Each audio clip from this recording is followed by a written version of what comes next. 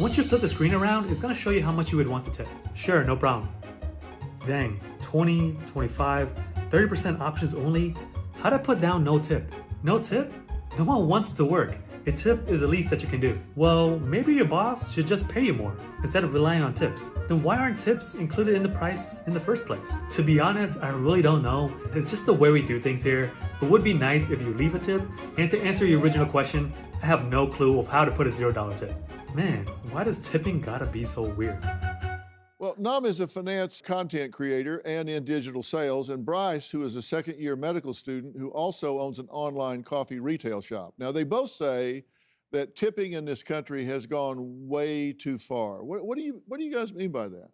Yeah, I think the real challenge is that it's 2022 tipping culture that's gone too far. Whereas you go to a restaurant and you sit down and someone provides you good service, that's fine. But nowadays, if you go to a coffee shop or the simplest thing, they'll flip around an iPad for you and say, hey, would you like to tip 15% because I grabbed your coffee off a counter? And it just seems too far. Everybody expects to be tipped for something, is what you're saying. It's too much stress and too much pressure to tip, and it kind of takes away that meritocracy part that you were talking about where you should just be tipping for good service. Yeah. What do you think? I felt the same way as Bryce, because actually I was at a farmer's market the other day, and they had one of those tablets as well. And I was just buying some jam, and she flipped around the tablet and asked for tips. And the jam was already pre-made, and she literally just handed me the jam.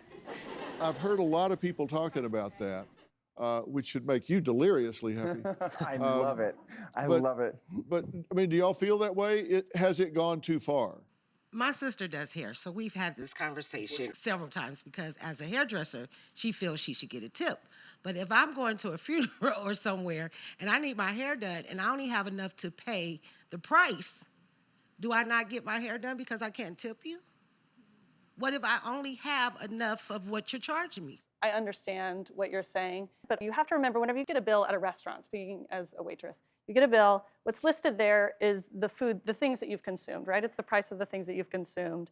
And then the tip is the price for the service. You wouldn't be able to consume those things if we weren't here saying, hey, that is here's your such chicken a cutlet. lie, and I'm so tired of hearing it. Oh my God. You think that waiters are the only people who work in the restaurant? They are not the only labor overhead. There's the dishwasher, there's the cook, Oh, no, there I is know. the host, there's a million other people working in the restaurant besides the waiter. Yeah. They put their labor into the food. The labor overhead of the waiter can also be Okay, included well, there. And here's the thing is take that a if deep I breath, see my friend. Take a deep $20, breath. I'm not gonna breathe. Ooh, If well, I you're not see gonna breathe. $20 on the menu, I'm paying $20. Same goes Right. for a hairdresser. I go to a barber, $20 haircut, I'm Yeah. taking $20 out of my wallet, and that's it. Do you have a story or a question for me? Click the link in the description and tell me what in the world is going on.